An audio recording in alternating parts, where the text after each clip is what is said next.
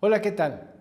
Bienvenido a un nuevo módulo de capacitación en logística y transporte.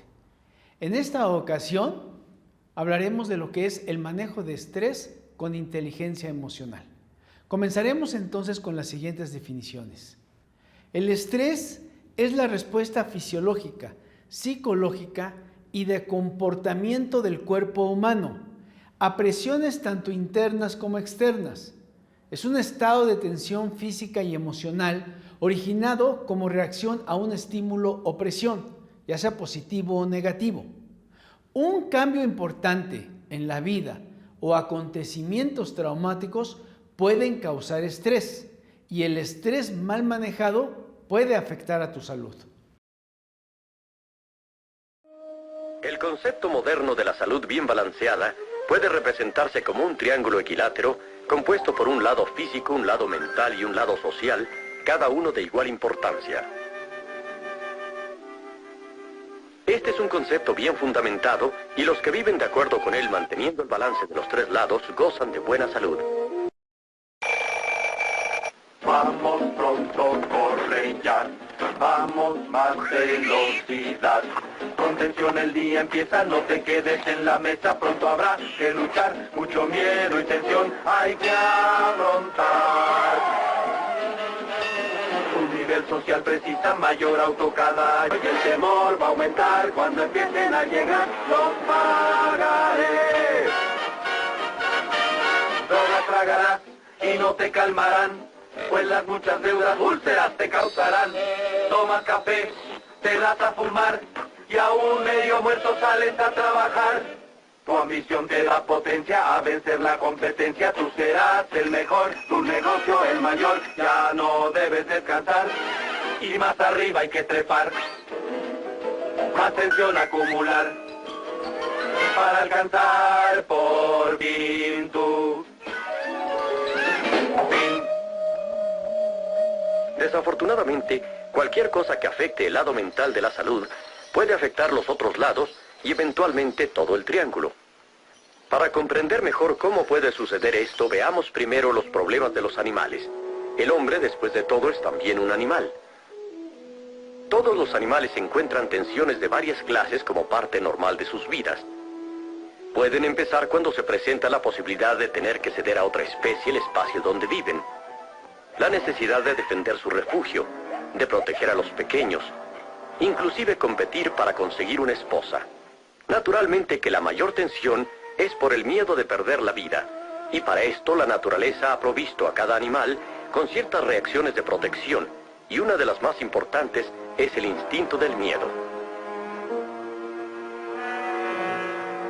He aquí cómo funciona. En el momento en que un animal se da cuenta de que hay peligro, de inmediato el instinto del miedo despierta cada reserva de su cuerpo, preparándolo para tomar una de dos actitudes que le aseguren la supervivencia: pelear o escapar. En cualquiera de los dos casos debe entrar en acción y utilizar sus reservas de energía. Cuando el peligro ha pasado, el animal se tranquiliza y vuelve a la normalidad como si nada hubiera pasado. El instinto del miedo actuó y no quedan efectos posteriores dañinos.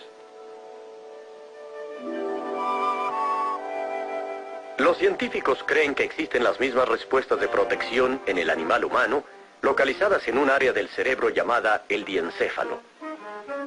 Es como si el instinto del miedo de nuestros ancestros todavía viviera allí, listo para oprimir el botón del pánico.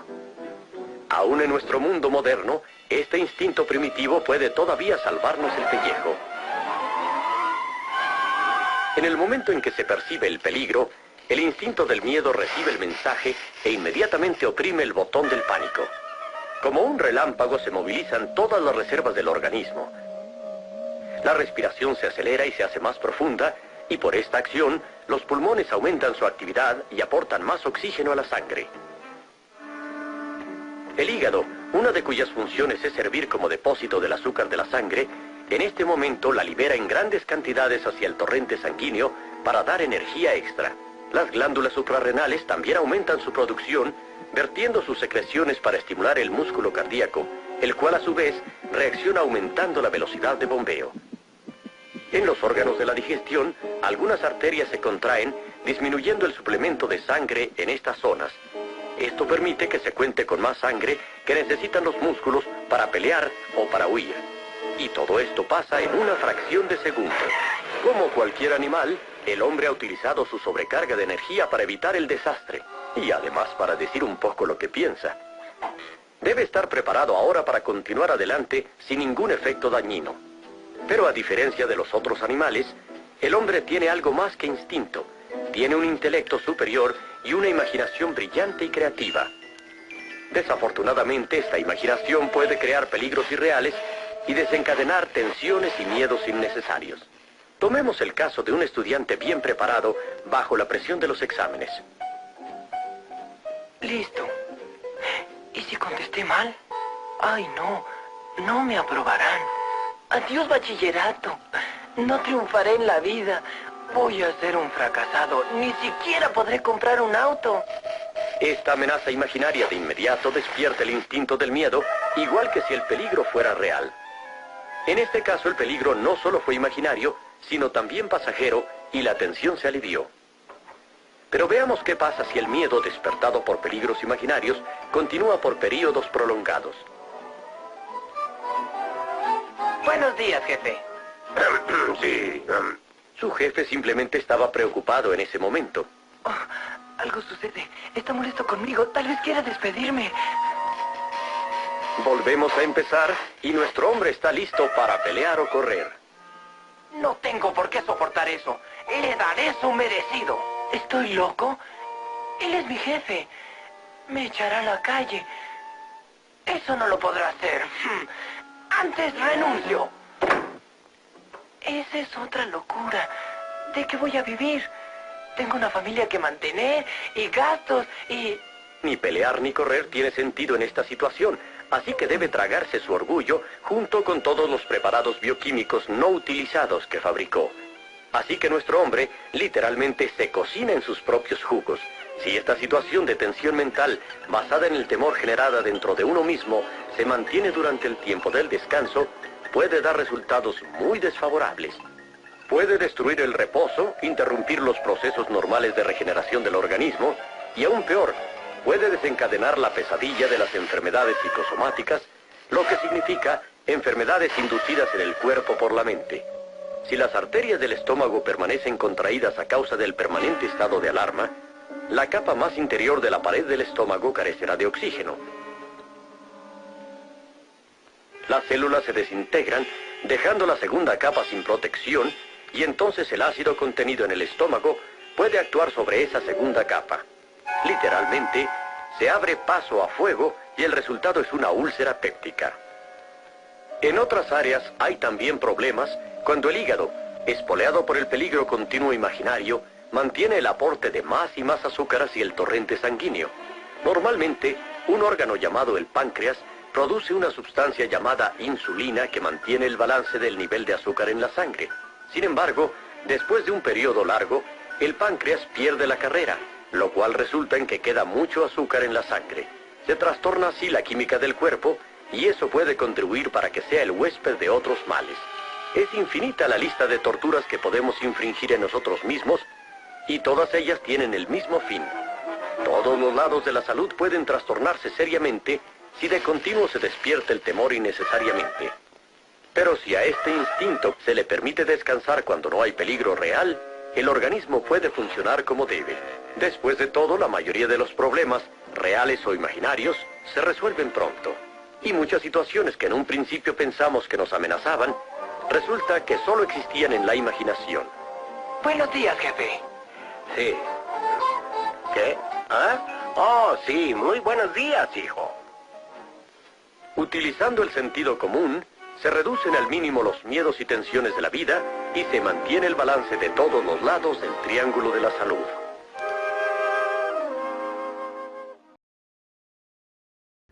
¿Cuáles son las causas del estrés más significativas? Por ejemplo, cambios grandes en la vida, trabajo o escuela, dificultades en las relaciones personales, problemas financieros o estar demasiado ocupado. Asimismo, en la familia, también existe causas por las cuales se desarrolla un nivel elevado de estrés. Riesgos psicosociales, carga mental, estrés. El estrés es aquella tensión provocada por situaciones agobiantes. Algunas de sus causas son las siguientes: elevada presión laboral y baja remuneración laboral y/o económica. Asimismo, las elevadas demandas emocionales asociadas al trabajo por la exposición social que implica el mismo. También, por supuesto, el equilibrio inestable entre la vida laboral y la vida personal. Un elevado grado de tensión que se ha de mantener durante la conducción. Las consecuencias derivadas de este riesgo son fundamentalmente de tipo psicológico. Puede llegar a materializarse en estados de ansiedad y depresiones. No obstante, también existen consecuencias de carácter fisiológico como taquicardias y úlceras estomacales, entre otros. Algunas normas básicas para evitar este riesgo son las siguientes: evitar en la manera de lo posible permanecer durante periodos largos de tiempo en soledad, aprovechando las paradas prolongadas para hablar e intercambiar experiencias con los compañeros. Procurar establecer un equilibrio entre la vida laboral y personal, compaginando a la familia y amistades en el trabajo. Mantener un buen estado físico, haciendo ejercicio de manera habitual. Reducir la ingesta de productos que generen hiperactividad. Controlar la tendencia al sobrepeso. Realizar técnicas de control de la respiración y relajación física y mental. ¿Cuáles son los síntomas principales de estrés? Existen 4 categorías en su clasificación. Primero son los psicosomáticos. Por ejemplo, la fatiga crónica, trastornos del sueño, desórdenes gástricos y tensión muscular en la conducta, así como también el ausentismo laboral, adicciones como puede ser el tabaco, el alcohol y las drogas. También están los emocionales, como puede ser la irritabilidad, la incapacidad de concentración y distanciamiento afectivo, desapego o bloqueo de emociones. También está la desmoralización y, por supuesto, los estados depresivos. Finalmente, existe una 4ª clasificación, los laborales, como pueden ser la disminución de capacidades laborales, acciones hostiles y conflictivas, una mala comunicación y una falta de concentración. Por supuesto que lo importante es entender cuáles son las acciones que debemos realizar para disminuir el estrés.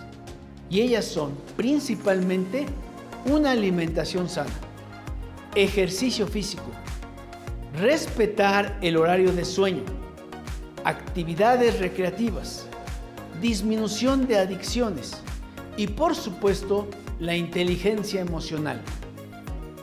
A continuación, te presento el siguiente video en relación a los temas que estamos comentando. Lo que hay que saber del estrés son las 3 etapas que los expertos en investigación tienen identificadas: la etapa de la alarma, la resistencia y la de agotamiento.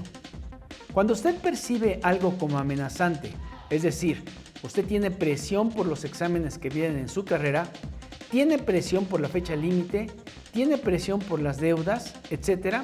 Cuando hay una inicial presión de estas, su cuerpo entra en una fase de alarma. Usted se comienza a preocupar. Existe más adrenalina, mayores niveles de cortisol en su sangre. Esto hace que tenga ciertos efectos: aumento de la frecuencia cardíaca, dilatación de las vías respiratorias, que son las que se ven en la pantalla. Cuando los niveles de adrenalina y cortisol aumentan, resulta que su cuerpo tiene una química interna diferente, pero que es necesaria. Pero vamos a suponer que durante mucho más tiempo usted sigue viviendo las presiones, fechas límites, la responsabilidad, las deudas, y estos niveles de adrenalina y cortisol siguen más arriba de lo normal. Porque todas estas circunstancias están presionando, su cuerpo entra en una fase de resistencia al estrés. Sin embargo, el estrés malo, que se conoce como destrés, tiene lugar cuando entramos en fase de agotamiento. Es decir, que ya durante mucho tiempo nuestros niveles de adrenalina y cortisol han estado por arriba de lo normal. Su cuerpo cae en agotamiento y cuando esto sucede, el problema es que su sistema inmunológico deja de funcionar adecuadamente.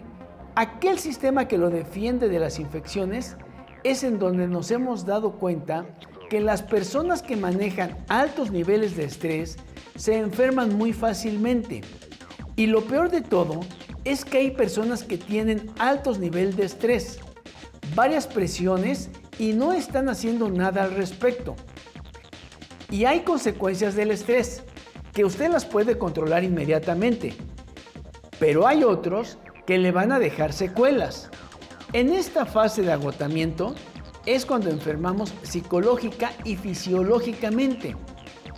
Estos son algunos de los efectos o consecuencias que se tienen identificadas: alergias, dolor de espalda, problemas cardiovasculares, cuidados con las personas que tienen historias de problemas cardíacos, depresión, enojo e irritabilidad, fatiga constante, levantarse tarde fines de semana y los lunes seguir cansado,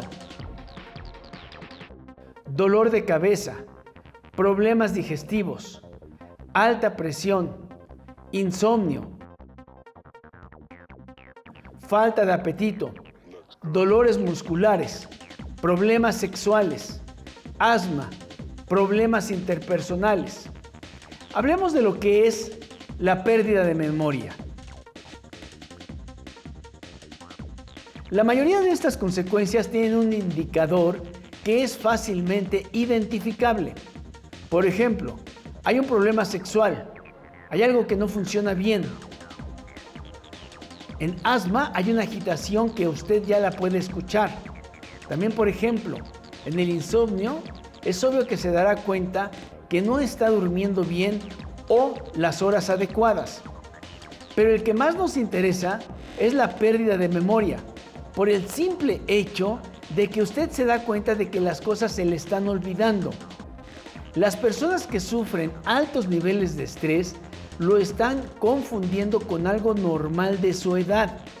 Y cuando creen, porque ya tienen 45 años o 50 años, y en personas que manejan alto nivel de estrés a los 30 años, no hacen nada al respecto.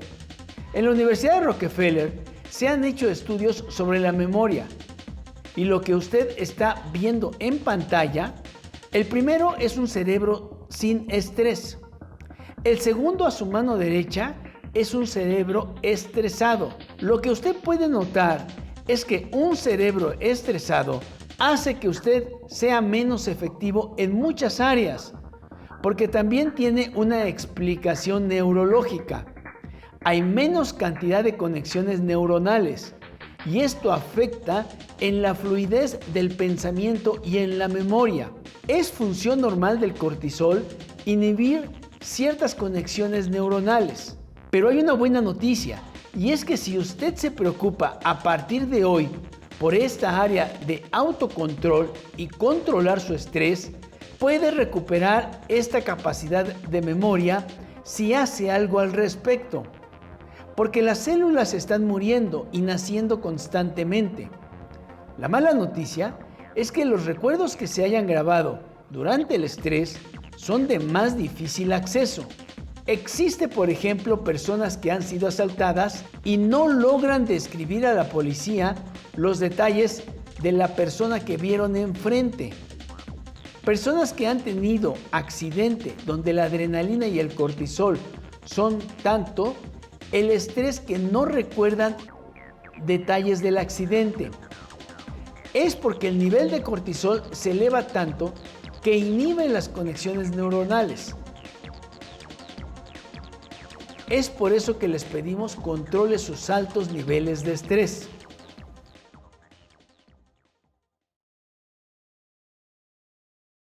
Es importante que podamos conocer dos definiciones: emoción y sentimiento. La emoción significa movimiento o bien también un impulso. Las emociones son reacciones psicofisiológicas que representan modos de adaptación del individuo, sobre todo cuando percibe un objeto, persona, lugar, suceso o un recuerdo importante.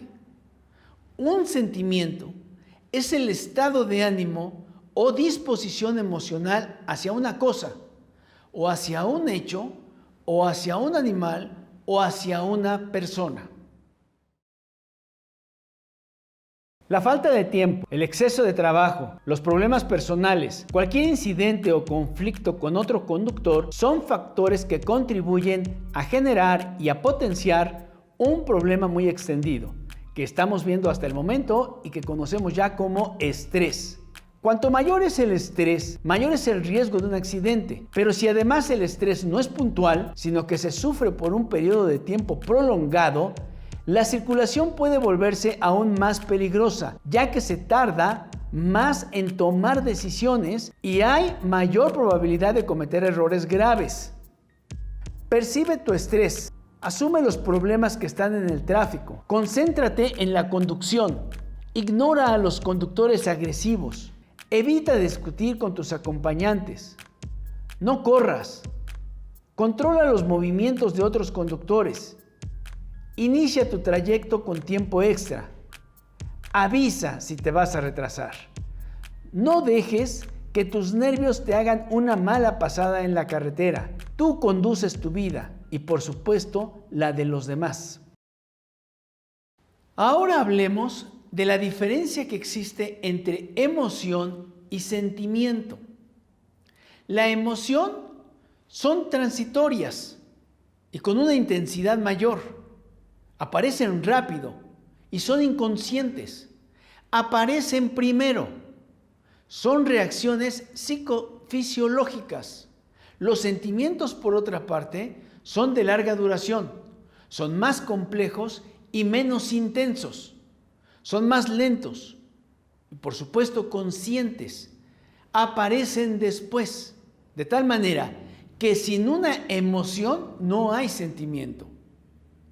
Asimismo, son la interpretación de las reacciones emocionales.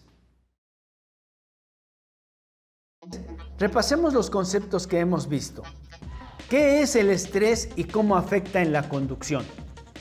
El estrés es una reacción que produce alteraciones tanto físicas como psicológicas.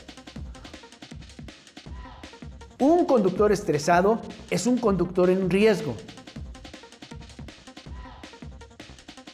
Las dificultades en el camino provocan tensión, ansiedad y agresividad.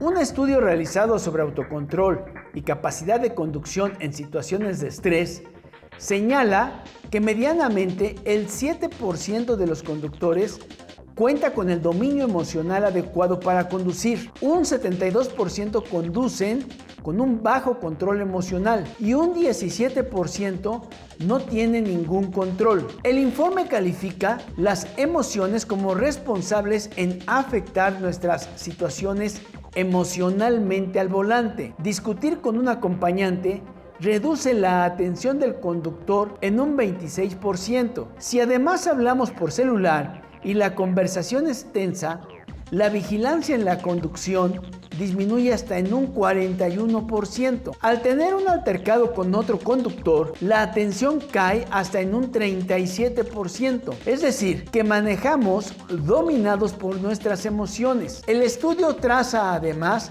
el perfil del conductor con mejor control emocional. Se refiere a que es un hombre casado entre 37 y 40 años. En cambio, el más emocionable es el hombre soltero, menor incluso de 32 años, en especial si tiene menos de 25. Parece que lo mejor es estar casado, ya que el resultado califica a los solteros como despistados y a los divorciados como apresurados. El informe atribuye el perfil más negativo a las mujeres, ya que su actitud al ponerse al volante es de entrada negativa para el 33% de ellas, mientras que para los hombres la causa, el sentimiento de ira entre las mujeres, está más generalizada la inseguridad y el miedo. Además, hay aspectos de la circulación que nos ponen más nerviosos y nos llevan a perder el control emocional. La palma se la lleva el tener un auto pegado atrás,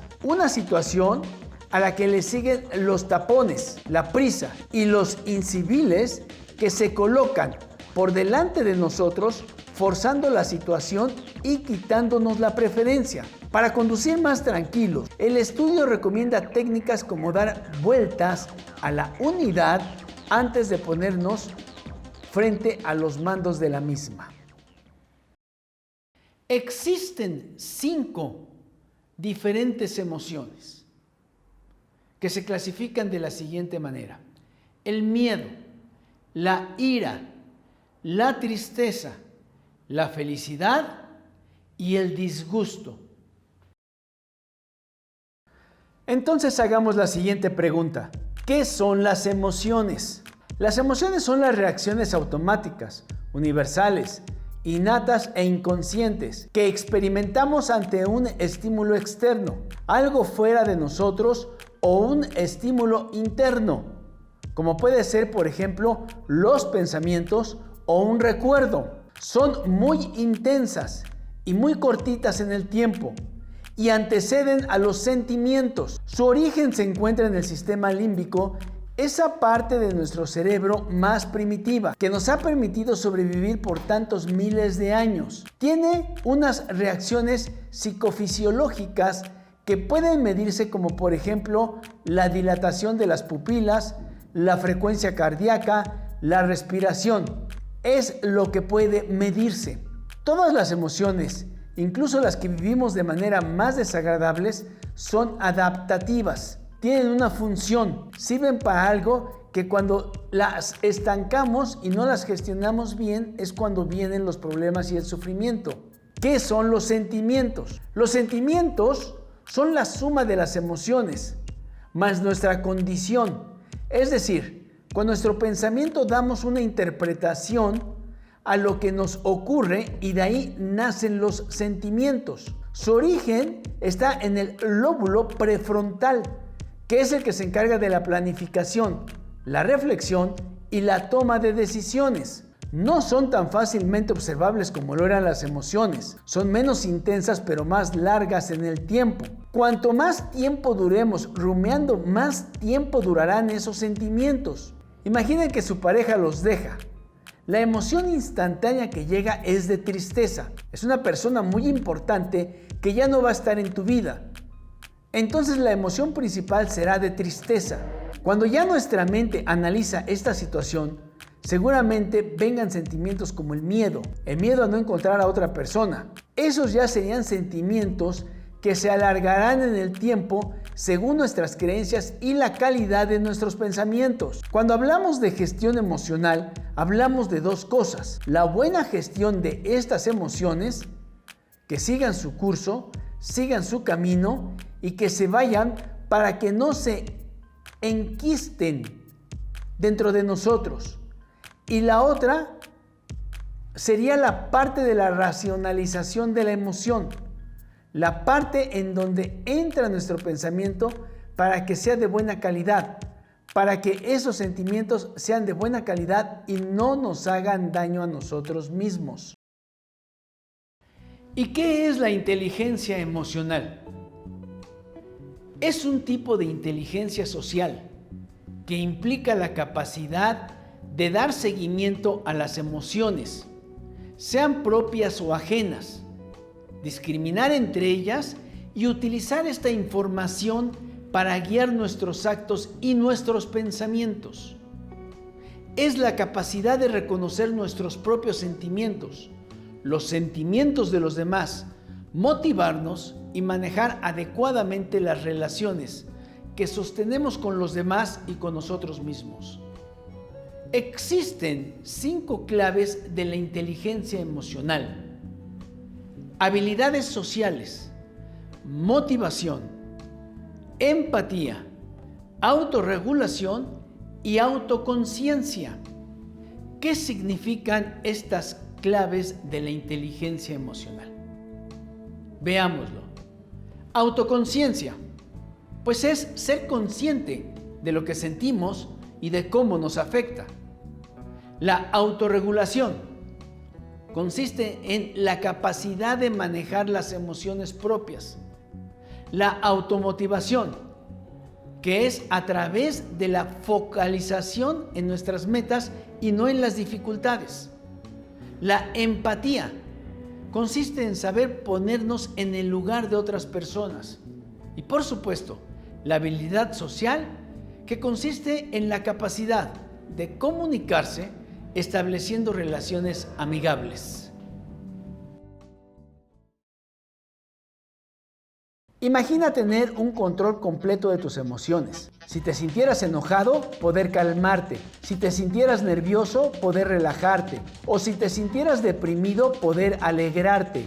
En este video te estamos enseñando cómo puedes desarrollar tu inteligencia emocional.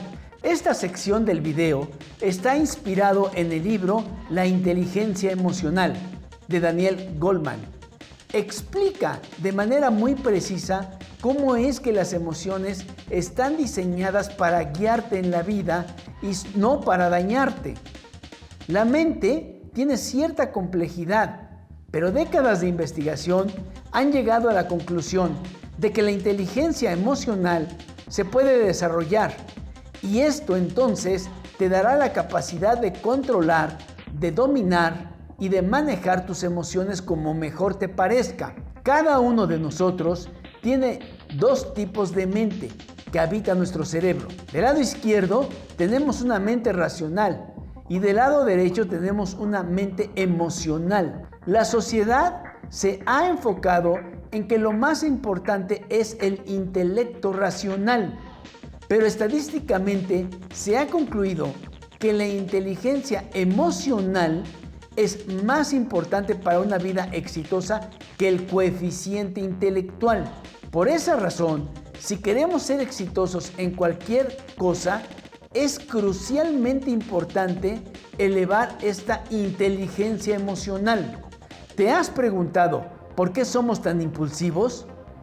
Antiguamente, cuando la supervivencia física lo era en realidad todo, la estructura de nuestro cerebro creció con la manera de actuar antes de pensar. Una manera muy útil con la pelea con otra tribu o cuando te enfrentas ante un león hambriento. Pero hoy en día, en pleno siglo XXI, seguimos con la misma estructura cerebral, en donde sufrimos secuestros emocionales. Estos secuestros emocionales nos llevan a perder el control de nuestra mente racional y nos volvemos esclavos de nuestras emociones. Eso explica que realicemos actos sin sentido, como por ejemplo, gritar como un loco a un ser querido por un accidente que cometió. Ya es tiempo de que nos eduquemos emocionalmente, de que nos civilicemos a nuestro cerebro y lo acostumbremos a pensar antes de actuar. La inteligencia emocional se desarrolla entonces de maneras distintas. La primera manera es estar consciente de tus propias emociones. Esto quiere decir que te vuelvas un observador. De la misma manera que cuando asistes a un zoológico en el cual identificas a los animales. Mira, ahí está un tigre, ahí está un oso, ahí está el canguro. Ahora, debes convertirte en un explorador de tus emociones e identificarlas cuando aparezca. Mira, ahí está el enojo, ahí está la frustración, ahí está la alegría. Por más ridículo que esto suene, esto simplemente significa que tienes que entrenarte a reconocer y etiquetar tus sentimientos y emociones. La segunda manera es regulando tus propias emociones.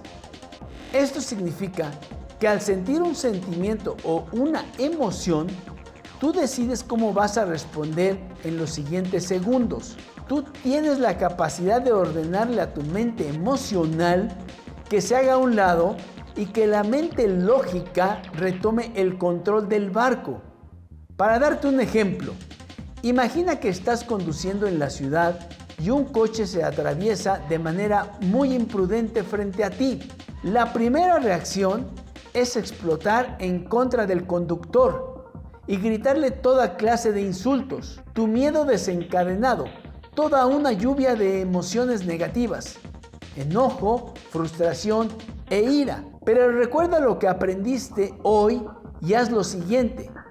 Primero tienes que reconocer las emociones que de alguna forma estás sintiendo y etiquetarlas y luego darte cuenta de que tú tienes la capacidad de tomar el control de estas emociones.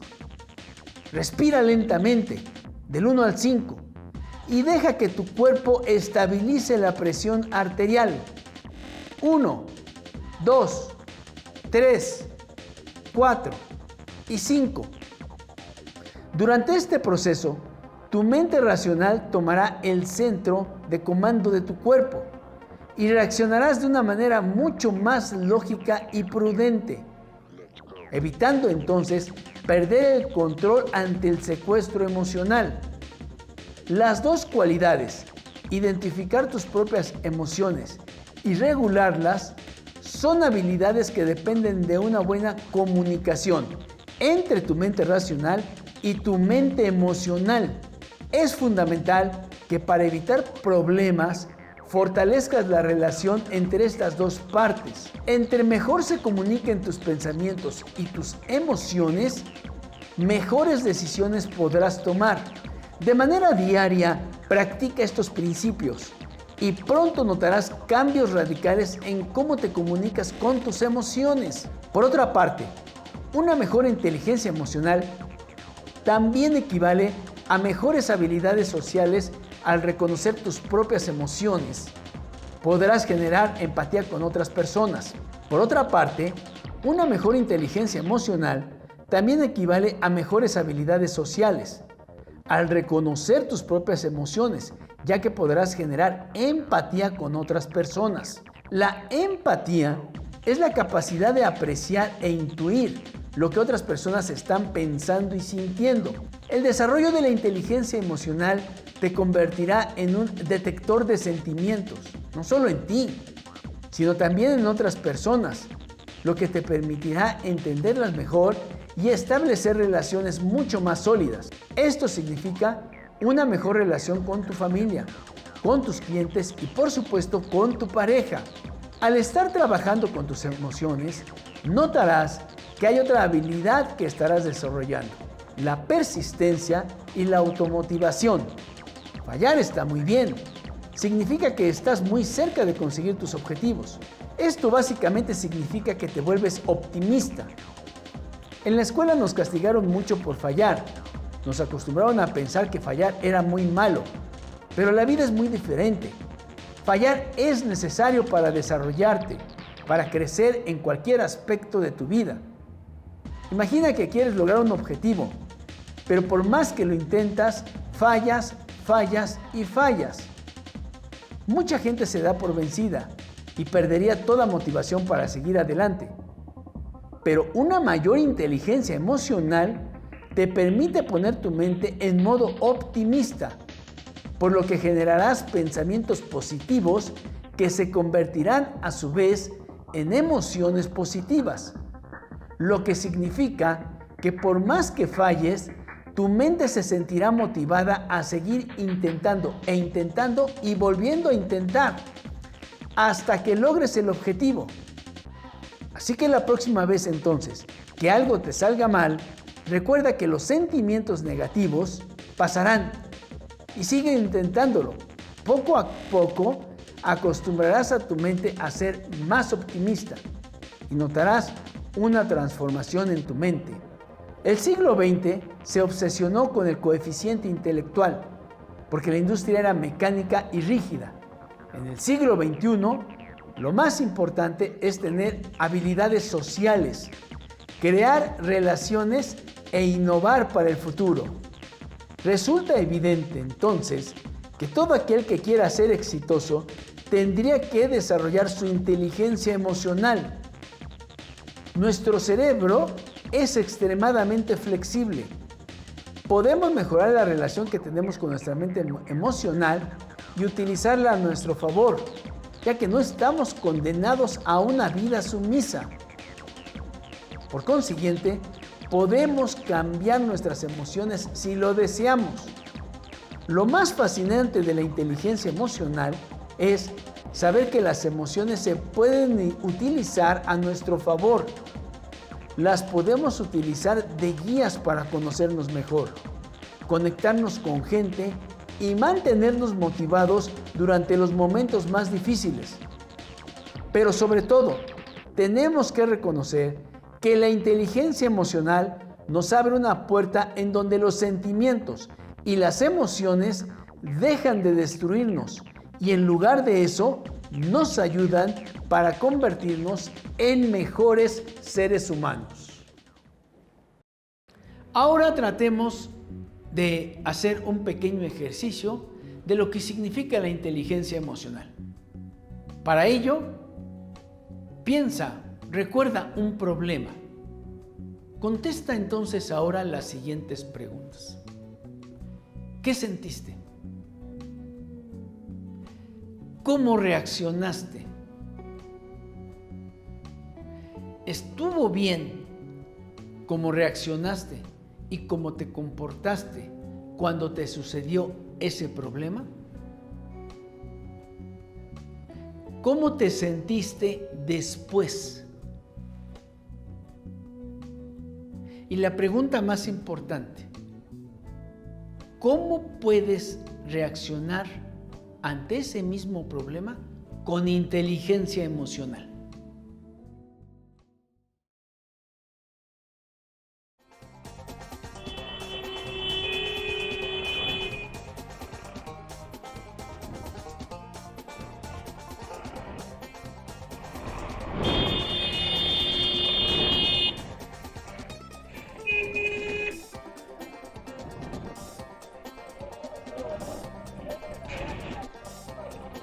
Este tipo de comportamiento o circunstancias, al no ser manejadas con calma, nos llevan a terminar en un accidente o riña con los usuarios, una riña callejera, y deteriorar la imagen y calidad de nuestros servicios.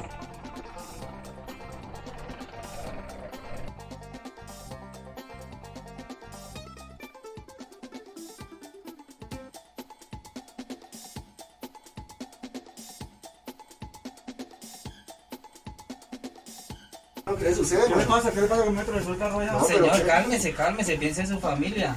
¿Pero qué? Tómese el agua en vez de botarla. Venga, señor, cálmese, no se debe provocar. Cálmese. Digo, eso no vale la pena que pelee con esos señores.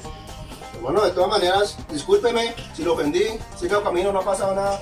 Discúlpeme. Hermano, pero tenga más cuidado la próxima vez. Listo, hermano, no hay problema, correcto.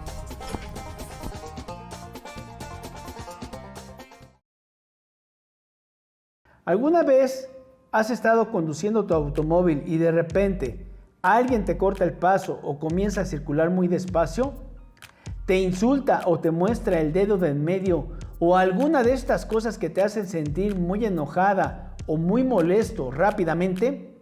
Muy bien, pues si esto te ha pasado, muy probablemente has sido presa de la rabia de carretera, también conocida como rabia en el camino. ¿Pero qué es realmente la rabia en el camino? La rabia en el camino o rabia en la carretera se define como un estado alterado o agresivo del conductor de un vehículo motor que puede provocar a otros conductores, amenazas, gestos vulgares e incluso manejo peligroso. Este comportamiento puede conducir a altercados, asaltos, colisiones, choques o percances que pueden resultar en lesiones graves o incluso en los casos más extremos terminar en la muerte. Algunos estudios estiman que más de la mitad de los conductores que actualmente circulan han experimentado algún tipo de rabia o enojo en el camino, en cualquier momento de su vida que han conducido. ¿Alguna vez has escuchado de los estudios de laboratorio de sobrepoblación de ratas en ambientes confinados? Pues bueno, las ratas no tienen ningún solo problema de estar en un espacio confinado, rodeado de muchas ratas, hasta el momento en que introducen a la última rata, que es la que derrama la jaula. Y ahí es donde todas las ratas se vuelven agresivas unas con otras. Básicamente, la sobrepoblación causa o puede disparar una agresión. Claro está que cuando haces una fila muy larga en el supermercado para comprar tu despensa, también hay un tipo de sobrepoblación y también somos susceptibles a estresarnos. Pero cada individuo involucrado en esa fila es una persona. La señora con el niño que está llorando es obviamente una mujer. El señor que saca torpemente la cartera o sus billetes y que no puede guardar fácilmente, también queda muy claramente que puede ser un abuelito, el tío o el papá de alguien. La estructura de acero de protección de un auto es como un refugio. Y las personas con rabia de camino no miden las consecuencias o no ven a las otras personas como seres humanos, que también tienen familias y son susceptibles a emociones como ellos. A veces no nos podemos dar cuenta de que tenemos enojo en el camino o rabia de carretera, pero un indicador muy bueno puede ser nuestra pareja o nuestros seres queridos. Si nos damos cuenta que en algunas ocasiones o bajo algunas circunstancias a nuestros seres queridos les preocupa nuestra manera agresiva de actuar, hablar o de conducir cuando estamos detrás del volante, esta es una señal de que estamos teniendo un problema, aunque sea de vez en cuando. Varias cosas podemos hacer al respecto. La primera es descansar un poco más, porque la privación de sueño es una de las principales causas de estrés en nuestra sociedad. Obviamente, otra cosa que se recomienda es limitar el consumo de alcohol y finalmente no conducir bajo la influencia de ninguna sustancia que pueda alterar nuestro juicio. Del mismo modo, podemos intentar salir 10 minutos más temprano por la mañana para tratar de evitar o aminorar el efecto de las horas pico. Poner música relajante que nos ayude a desestresarnos mientras estamos conduciendo. Asimismo, otra técnica que funciona muy bien es simplemente estar atentos de nuestra conducción, del estado en el que manejamos o conducimos. Una última técnica que podemos sugerir es poner fotos de tus seres queridos en el tablero, para siempre estar recordando por qué vamos a trabajar o por qué hacemos lo que hacemos, que regularmente es por amor a la gente que nos ama. Por último, te recuerdo que si eres víctima de la agresión de un conductor enojado o de la rabia en el camino de alguien, lo mejor que podemos hacer es no engancharnos con esa situación. Trata de no hacer contacto visual con estas personas, ya que solo están buscando descargar su frustración en alguien más. Y la verdad, tenemos ya bastantes cosas en nuestro camino de la vida como para que alguien más venga y nos aviente algo de lo que no les gusta a ellos. Hay que mantener obviamente una actitud positiva cuando se conduce, que nuestro gusto siempre sea conducir y simplemente disfrutar la vida, ya que además de todo es bastante corta. Hagamos un siguiente ejercicio que se refiere a la inteligencia emocional. Imagina que vas circulando con tu unidad en un tráfico intenso, con un calor agobiante. y golpeas con tu unidad a otra unidad que va delante de ti. Existen dos formas de reaccionar ante este problema.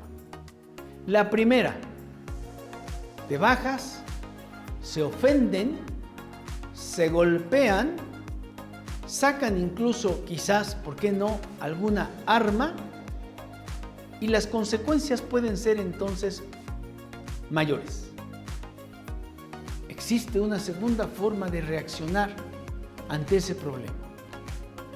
Te bajas, se baja también la persona afectada, dialogan el hecho, llaman a su seguro en caso de que lo tengan y llegan a una solución óptima. Dialoga con tus compañeros y en esta sesión en relación a las dos posibles alternativas que tienes para resolver este problema.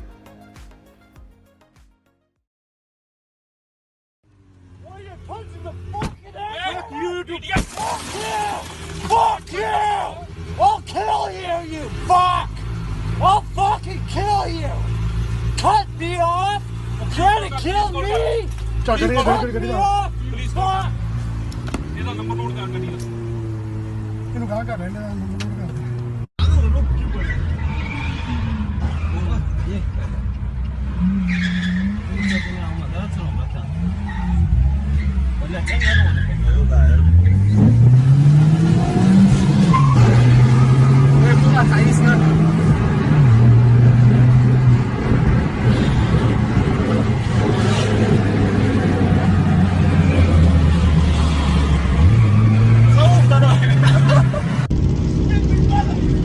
Get the fuck out of here, bro!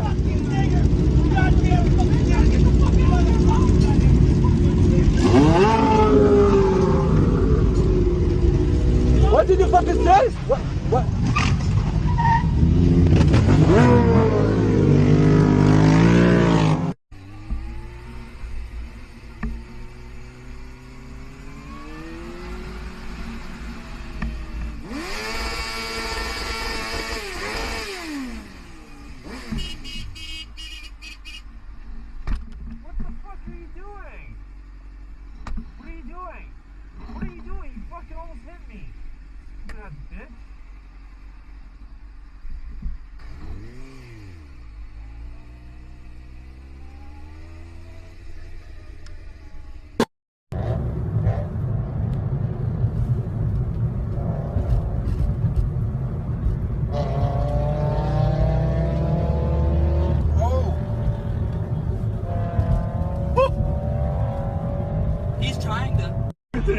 блядь.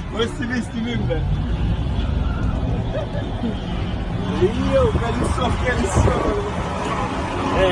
Пиздец.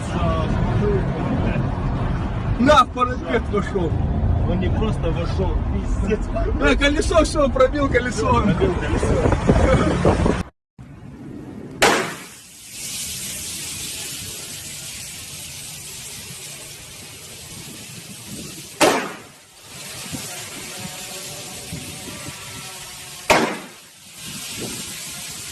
There's a guy shooting out my tires. I'm at work, working in the area of Hialeah, 684 Southeast 5th Place. He shot out the tires. 684 Southeast 5th Place, Miami, Florida. There's a guy shooting out the tires. And he's shooting the engine on the trucks and everything.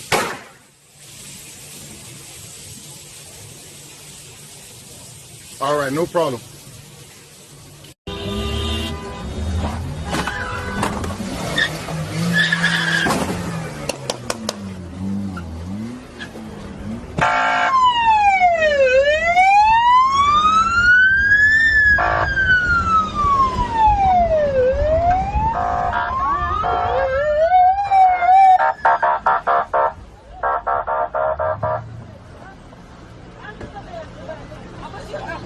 Oh, shit.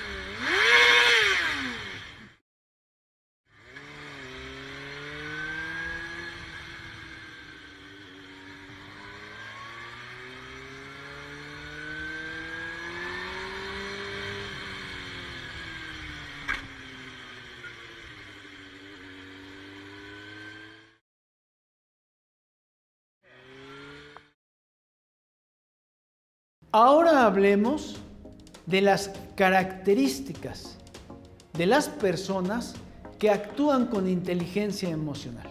La primera, prestan atención a sus emociones. Por consiguiente, las personas que desarrollan este tipo de inteligencia analizan sus emociones y las escuchan. No solo se limitan a sentirlas. También es importante decir que conocen sus sentimientos y no los reprimen. Estas personas son auténticas y sinceras. Expresan sus sentimientos de forma clara y tienen un balance constante en sus acciones. Saben que todo tiene su lado bueno y su lado malo, por lo que dirigen su atención a las cosas que pueden solucionar y sobre todo, siempre de la mejor manera. En 1893, Robert Louis Stevenson escribió la que se considera la primera novela de ciencia ficción, El extraño caso del Dr. Jekyll y del Sr. Hyde. En ella narra la vida del Dr. Jekyll, un hombre bueno, educado y formal, quien elabora por accidente una sustancia para transformarlo en una persona violenta, egoísta y cobarde. Las dos personas comparten la misma vida, el mismo cuerpo, la misma mente y la misma conciencia. Por el día es el Dr. Jekyll y por las noches el Sr. Hyde. Paulatinamente, el Dr. Jekyll va perdiendo el control sobre los efectos de la sustancia y de la conducta de la bestia, de manera que las dos personas terminan disputándose el control de la personalidad. ¿No será que nos pase lo mismo cuando nos subimos a nuestro automóvil? Somos una persona sociable y tratable cuando damos la cara, pero nos transformamos en bestias cuando conducimos una unidad. Este es un documental de psicología vulgar, coloquial, práctica, espontánea, porque no se encuentran referencias sobre este fenómeno tan cotidiano. La idea es precisamente observar cómo nos transformamos en bestias cuando conducimos, de que somos otros. Esta afirmación parte de la premisa de que constantemente, de manera consciente e intencional, nos comportamos de acuerdo al lugar y a la situación en la que nos encontramos. Siempre estamos al cuidado de la situación, de sacar provecho, de proyectar una imagen ante los demás, y nos cuidamos de no cometer errores, de no sufrir pérdidas. Somos como el Dr. Jekyll, buenos, educados y formales. Seguimos un papel o un rol social, en la oficina, con los clientes, con los compañeros de trabajo y con la familia. De alguna manera estamos fingiendo, estamos desarrollando un papel.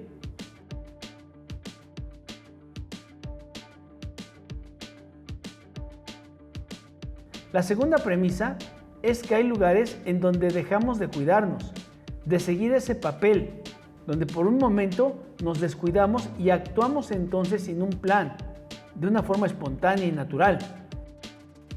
Ese lugar es el automóvil. En consecuencia, lo que se sugiere es que entonces cuando conducimos nuestro automóvil, nos manifestamos como somos de verdad. Algunos factores que facilitan que el automóvil nos provoque actuar sin control son los siguientes. El anonimato del auto. Inconscientemente te sientes protegido por una armadura de metal. La distancia entre un conductor y otro. No hay contacto personal, físico o directo. Las interacciones con otros conductores son breves, fugaces, sin riesgos. Todos son iguales. Todas las personas en los autos son iguales. Solo son bultos. No hay señales para respetar jerarquías, nivel social, edad o género. Las calles no son tu casa, en donde se procura actitudes de competencia, la ley de la selva. Asumimos entonces la moral de forma autónoma. A mayor desorganización, mayor abuso. Entonces, da pena describir el comportamiento negativo que tienen algunas personas cuando conducen. Si en algún crucero hay fila para cruzar, nos adelantamos a los demás, usamos el carril de la derecha y no nos sentimos culpables. Ni siquiera somos conscientes. Por el contrario, nos sentimos orgullosos de ser audaces. Conducir de forma agresiva, con forma implícita o incidental. Actuamos como si manejáramos por necesidad, siguiendo el flujo del tránsito. Bloqueamos un crucero para molestar, explicando que el de adelante se detuvo y que no me dejó pasar. Encubrimos toda nuestra agresividad. Defendemos el espacio de nuestro auto y de nuestro carril como si estuviéramos compitiendo a no dejarnos. En nuestro turno de avanzar, en lugar de avanzar prudentemente, aventamos el carro. Si otro conductor prende las luces direccionales, aceleramos para no dejarlos pasar. Reclamamos a los demás. Todos los conductores son torpes, no saben manejar. Y hay alguno que pueda ser más agresivo que nosotros, decimos que son entonces abusivos, que son unos cafres. Usamos la bocina no como señal de cuidado, sino para molestar o agredir. Tratamos de señalar o agredir a otro conductor que intenta pasar. Decimos groserías que en la vida ordinaria no decimos. Creemos que dentro del auto es como si fuéramos dentro de nuestra propia mente, que nadie escucha lo que pensamos. Algunos se ensañan con las mujeres. Si algún conductor varón comete una infracción o un error, no se fija y sigue adelante. Pero si es una mujer, usa la bocina, la persiguen para hacerle señas y gestos por la ventana. Este actuar de manera diferente cuando estamos en el auto es tan evidente que cuando nuestros hijos nos acompañan en el auto, se sorprenden o nos cuestionan, mamá o papá, ¿por qué no lo dejaste pasar? ¿Por qué dices groserías? Otra evidencia son los gestos que hacemos al conducir, la cara que ponemos cuando estamos detrás del volante. Otra tesis para explicar este comportamiento es la que sugiere Walt Disney en una de sus caricaturas, en la que uno de sus personajes favoritos, Goofy, un hombre tranquilo, correcto y educado, incapaz de matar una mosca, pero una vez que se encuentra detrás del volante, ocurre una transformación, una sensación de poder que hace que se transforme en un monstruo incontrolable. Esta segunda hipótesis se puede observar también en algunas frases célebres sobre el efecto del poder en los hombres. Por ejemplo, casi todos podemos soportar la adversidad, pero si quieres probar el carácter de un hombre, dale poder. La prueba suprema de virtud consiste en poseer un poder ilimitado y no abusar de él. Si quieres conocer a un hombre, revístelo de un gran poder. Pero no todas las personas conducen así. No todas son agresivas. Hay algunas que son agradables. Quizás debemos preguntar si al conducir de manera agresiva no fingimos y manifestamos nuestro verdadero yo. Y al conducir hay gente que no es agresiva y desagradable. Entonces somos agresivos al conducir porque vivimos con insatisfacción, porque no somos felices. Conducir es una forma de vivir o de convivir. Es como caminar en la vida. Te diriges en auto a un destino de la misma manera en que realizas una actividad para lograr una meta en tu vida. Es una observación muy común afirmar que la felicidad no es un estado, sino una forma de hacer las cosas. Esto sugiere que quizás deberíamos disfrutar conducir un auto. Otro comentario relacionado con lo anterior es señalar que no disfrutamos el presente, no lo que tenemos, porque siempre estamos pensando en lo que vamos a hacer, o en el pasado, o en otra cosa. En consecuencia, no disfrutamos la vida. Esto también se relaciona con el conducir. Manejamos para hacer otra cosa. Conducir es un medio molesto para hacer algo que no deseamos, o quizás que sí deseamos. Por eso conducir se vuelve fastidioso. Se vuelve algo que hacemos por necesidad, algo parecido a un sacrificio. Quizás si dejamos de pensarlo como un medio y nos enfocamos como un fin, dejaríamos de estresarnos y dejaríamos de ser agresivos. Afortunadamente no siempre vamos a ser conductores agresivos, ni todos los conductores son así. Podemos cambiar la conducta al conducir y esta puede transformarse en otra área agradable y controlada de nuestra vida.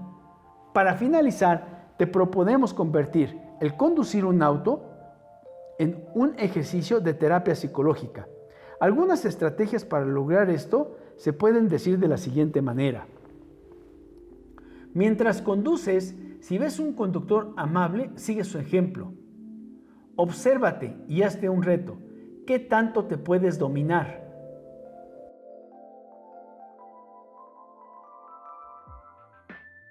Muestra un ejemplo a tus hijos.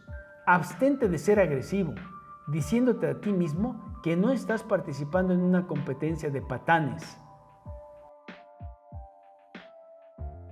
Conducir con alegría, con gusto. Mira a la cara de los demás conductores. Algunos sonríen, otros llevan cara de pena.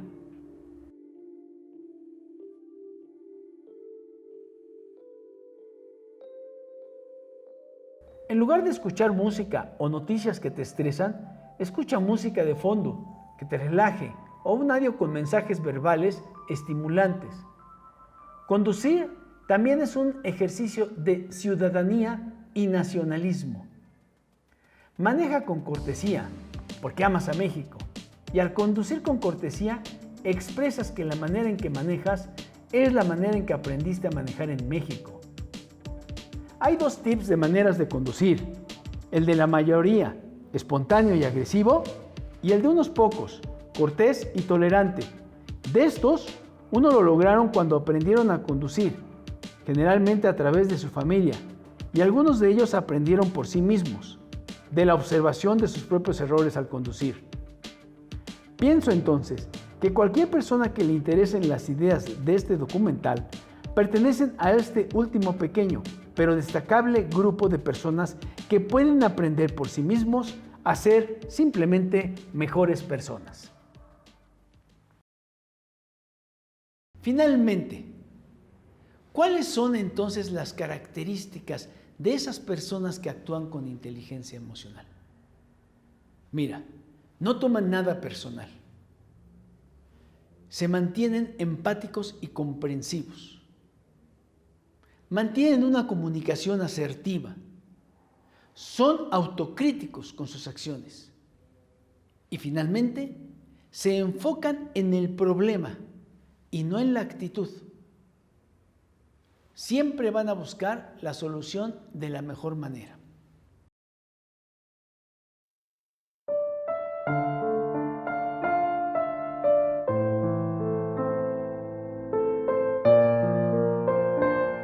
Pues si me gusta conducir, me encanta conducir.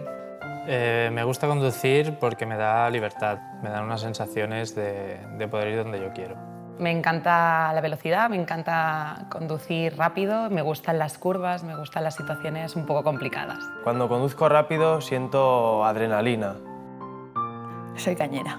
Me gusta mucho conducir por carreteritas con curvas estrechas. Prefiero habitualmente coger carreteras rápidas para poder disfrutar un poco de la conducción. El exceso de velocidad sigue bastantes veces. Me va muy bien conducir cuando estoy enfadada, sobre todo. Antes prefería la conducción un poquito más agresiva y por curvas, pero a finales de año seré padre, entonces he tenido que cambiar la manera de conducir.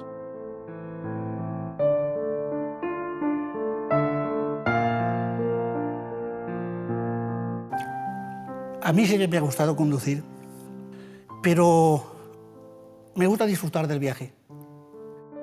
Ahora cojo el coche, pero contra menos lo puedo coger mejor.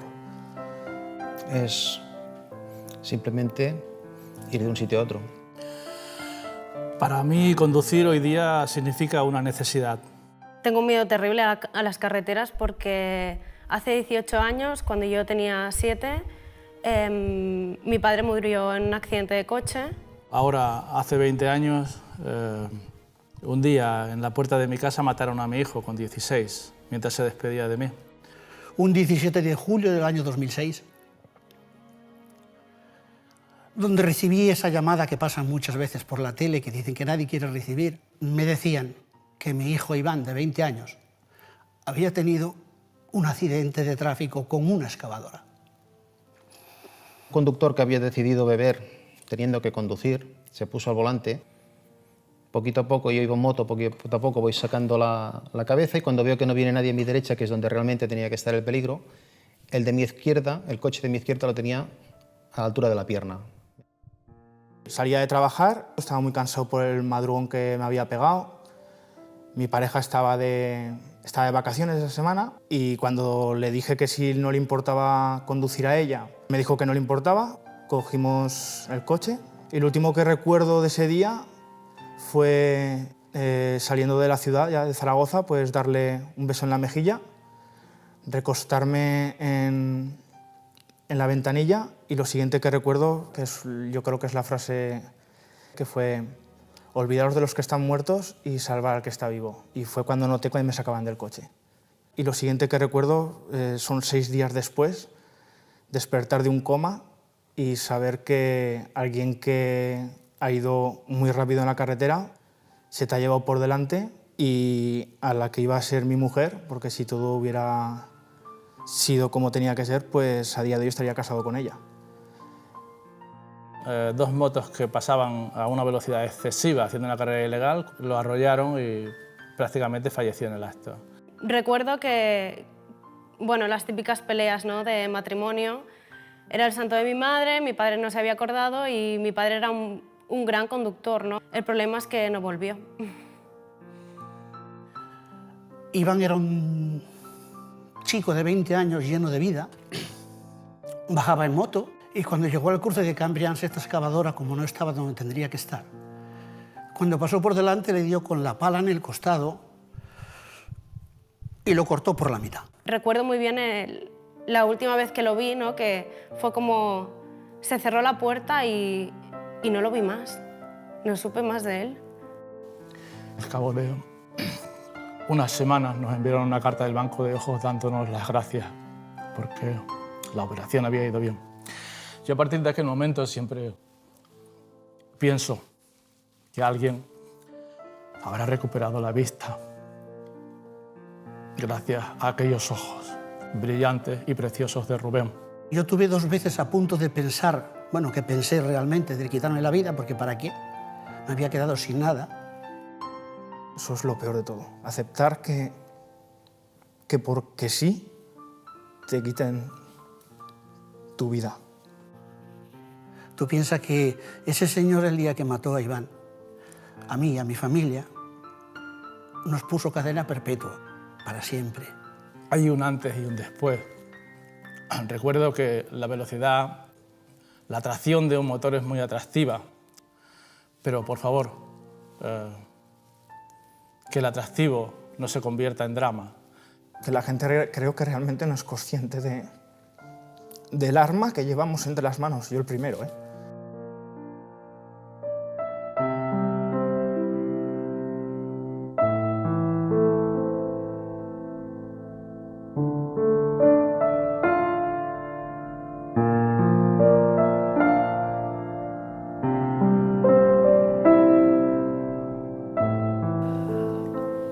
Nada, me he sentido estúpida desde el minuto 1 en que has empezado a hablar. Has demostrado una lección de vida.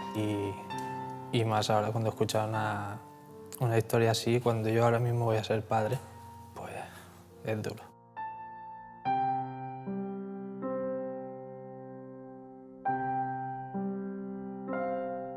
Bueno, ya sabes, no corras, ¿eh? Y si bebes, no conduzcas. No, eso seguro, eso siempre, eso sí que es verdad.